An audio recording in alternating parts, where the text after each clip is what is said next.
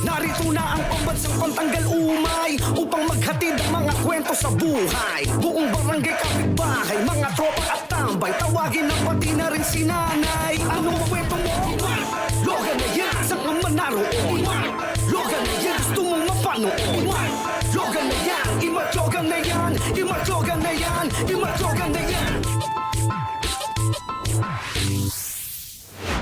Lahat ay bibida sa kwento nating kakaiba, kaya maglabas na po ng kornik at tumanghod dahil sa mga kwentong patok, kayo'y mahihilahod.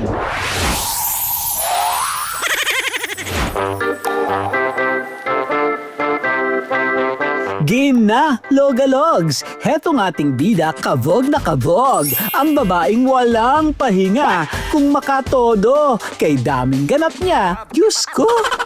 Sa umaga, sayaw ang kanyang atake. Kembot-kembot, walang keme-keme. Sayaw ang atupag, galaw na may swag.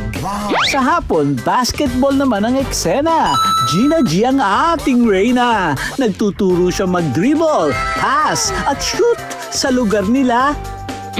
Pagsapit naman ng gabi, hep-hep-hep at kayo'y tumabi. Siya naman ang magsusuot ng jersey at wag ka nang lalamon sa kortote. Nung una po, nasali ko sa basketball, binabash ako, dinidiscriminate ako ng mga kalaban dahil nga sa katayuan ko, hindi ako tunay na lalaki.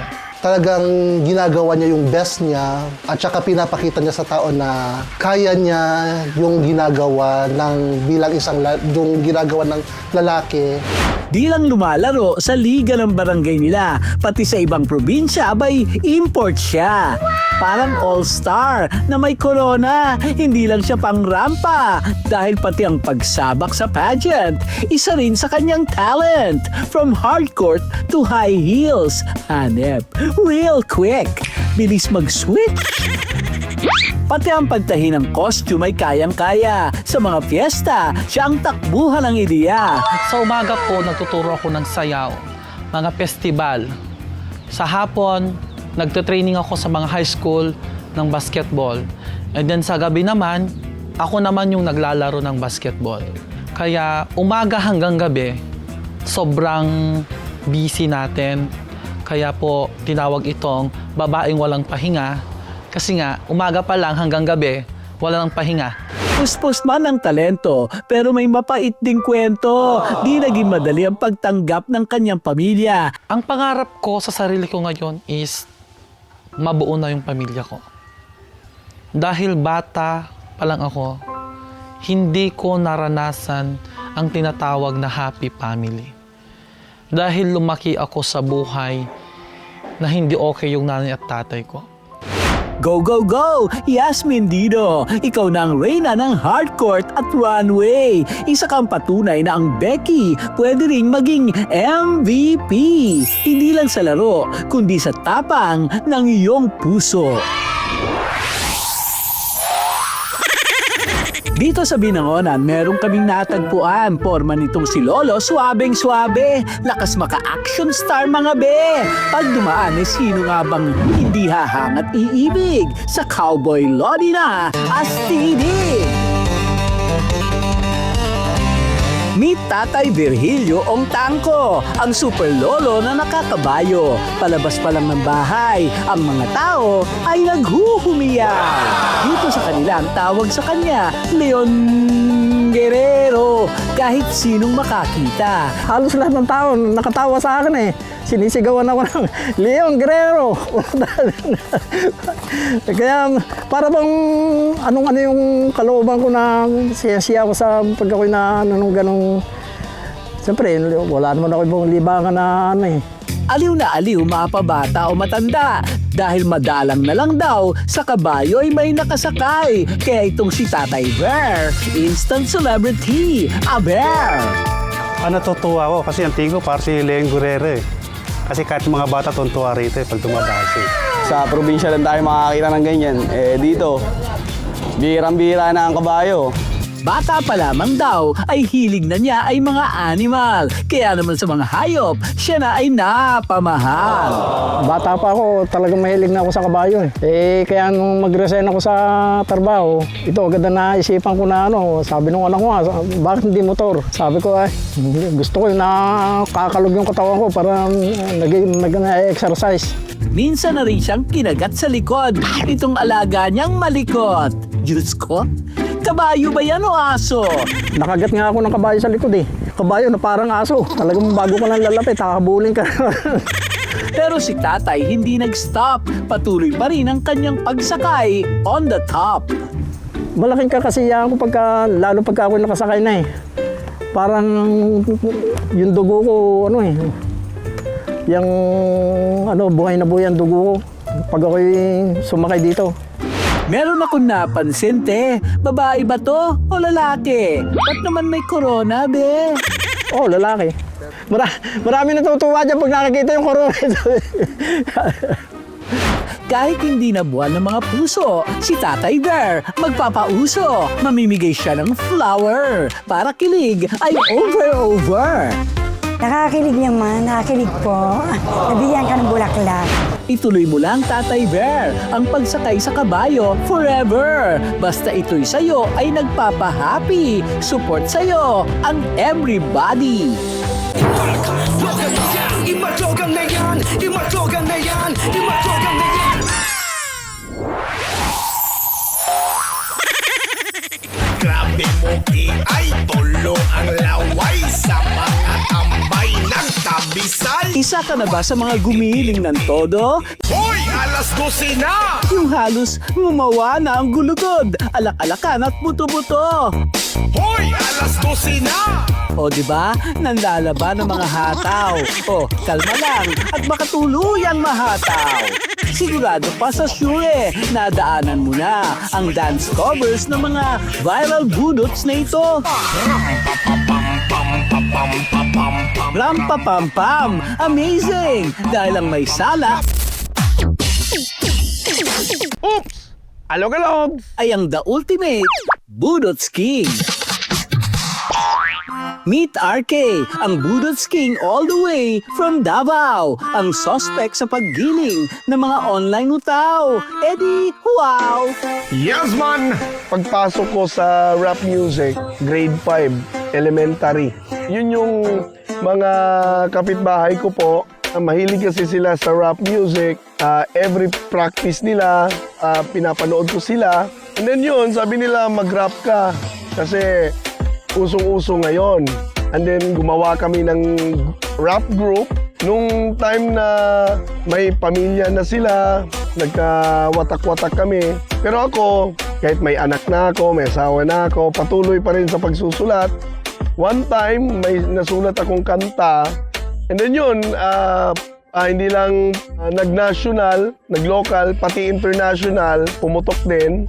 Kaya sabi ng karamihan na binansagan akong Budots King ng Davao. Kahit saan ay playlist ang kanyang obra. Nagsimula ang lahat sa simpleng trip at pangarap. Di para sumikat, kundi para magpasaya at magpasayaw. Gumawa ako ng kanta para sa lahat ng mga malungkot na mawawala yung kalungkutan nila, mapapasayaw pa sila. Then nakikita ko naman yung mga muka ng mga taong sumasayaw, sobrang saya nila at nagpapasalamat ako doon. Kaya kahit todo kamot na, ang problemado, matike, sasaya at magsasayaw, panigurado. O sige bagets, itodo mo na ng gusto.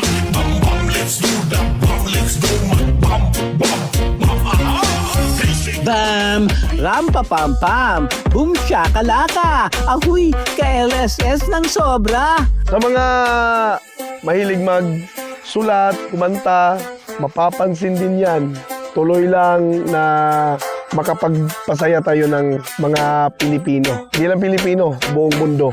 RK, ipagpatuloy lang ang nasimulan. Ang iyong musika ay mahika na nagdadala ng good vibes to every madla. Kahit Huwag mo na lang akong tawaging Budots King. Basta at sinayaw mo lang yung budots ko, okay na yon. Yan yung sinasabi ko. Marami kaming bilib sa iyong talento at balang araw, buong mundo na ang makikihataw.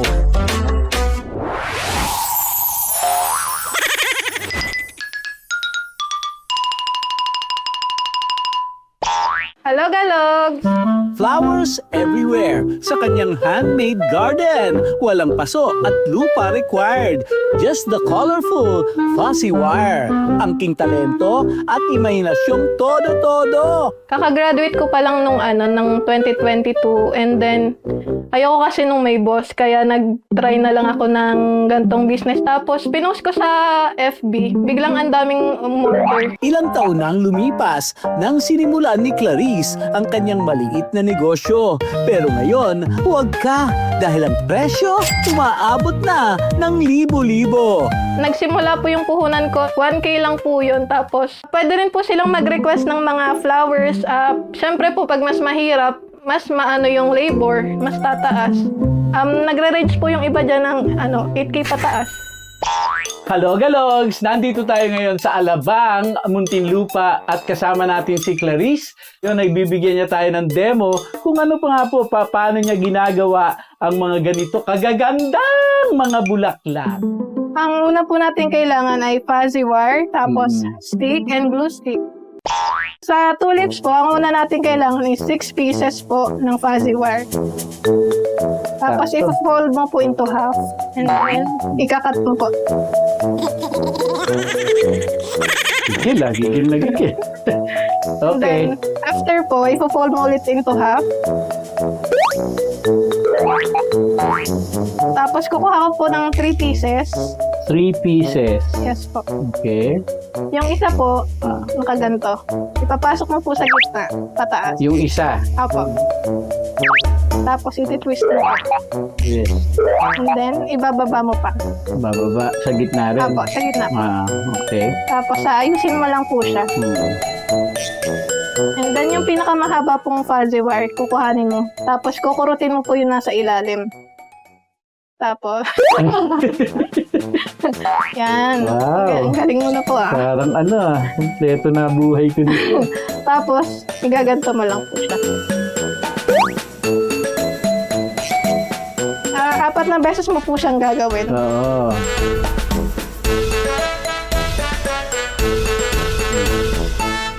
Ganda-ganda naman nito. Parang ito yun, sinalakay ng mga panig kinain. Sagwa talaga. Pero at least professional, ang galing talaga ni Glenn. Ano po ang tulips. Bagay na bagay ito pag summer, magpa-tulips.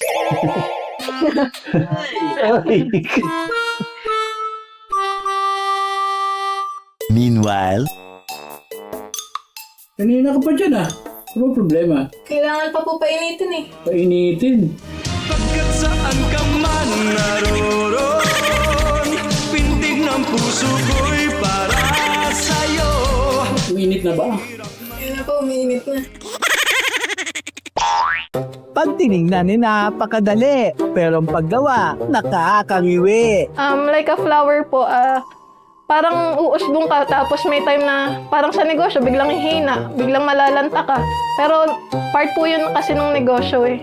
Actually bilang Gen Z po, wag kang magdadoubt sa sarili mo. Syempre, unang-unang magtitiwala sa iyo yung sarili mo bago yung iba. Papatunayan mo yung sarili mo para marami ding magtiwala sa yung ibang tao.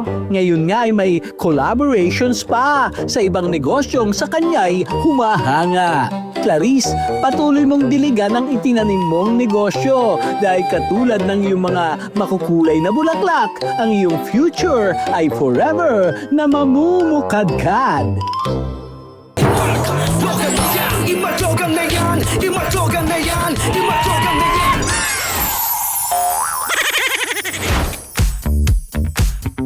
Pagdating sa food trip, ang mga Noy pinaknaka ng lakas ng trip. Laging nag-iimbento, out of this world to. Grabe si Foreman, panay ang utos. Oo nga sabi niya, punos, yung pala, buhos. Naku, ewan ko ba doon? Ano ba yan? Paano ba natin gagawin yan? Ewan ko din. Eh, Hindi ko na matansya yung forma natin. Para kayong mga pinag-disappoint na manok ah. Puro kayo chismisan ah. Tumbong kayo ng sumbong. Etong tumbong. Sige, pagkaluhan. Sarap, di ba? Sarap. Kung ang tumbong ay awkward pakinggan para sa iba, dito sa Am-Ams Tumbong Delight, abay, ito ang bida. Iba-iba lang naman ang putahe. Hindi mo aakalain, te. Magpapahuli ba ang inyong si Kaka? Heto't matikman nga. Hello, Galogs! Nandito tayo ngayon sa Am-Ams Tumbong Delight. Dito pa rin po sa Longos, Malolos. At meron nga nagtumbong-tumbong sa atin. Nasubukan natin ang mga tumbong dito. Ayan, kaya naman susubukan natin ngayon. Pares, sabi tikim.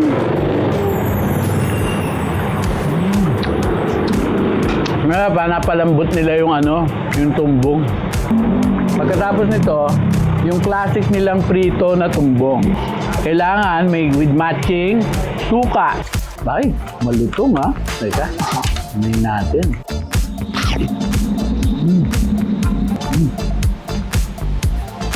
Narinig, di ba? Ito naman po yung classic nilang sisig din.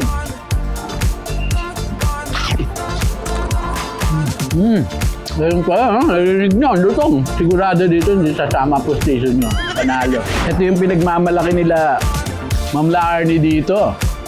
Yung adobo. Pag dinidiin ko siya, pakita natin na nakikita kung gaano siya kalambot, no? Tama ang sabi. One of the best sellers, adobo. Medyo may konting sipa ng anghang, pero panalo. Tumbong kare-kare. Ayan.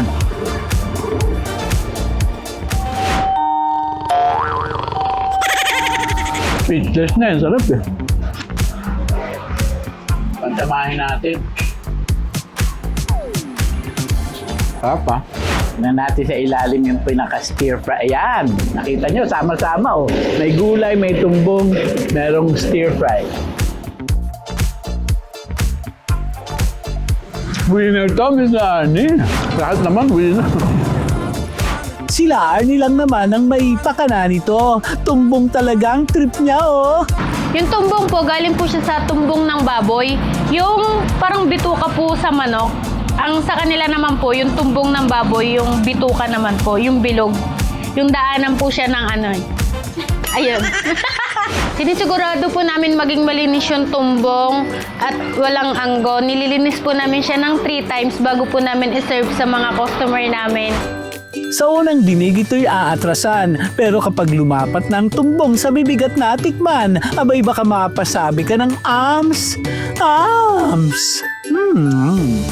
Basta't hinay-hinay para di ma-high blood at mapaaga ang buhay.